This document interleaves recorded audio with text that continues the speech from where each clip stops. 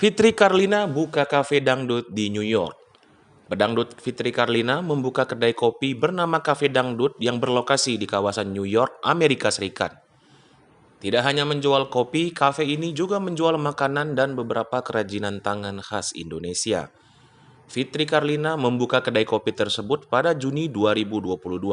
Menurutnya, masyarakat di negeri Paman Sam tersebut merasa antusias. Meski tak bisa terus memantau kafenya setiap saat, Fitri rupanya mendapat bantuan dari beberapa temannya yang ikut mengelola kafe tersebut. Bagi pedangdut ini, tidak mudah mengelola bisnis di luar negeri. Apalagi untuk kopi, Fitri mengaku tetap memakai biji kopi asli Indonesia. Meski begitu, Fitri mengaku mengalami sedikit kesulitan di bidang logistik karena kopi murni harus diimpor dari Indonesia. Meski sekarang berada di Indonesia, Fitri Karlina berencana kembali ke New York untuk melihat perkembangan usahanya pada September 2022 nanti. Nantinya Fitri Karlina juga direncanakan akan bernyanyi di kawasan bisnis dunia Times Square, New York.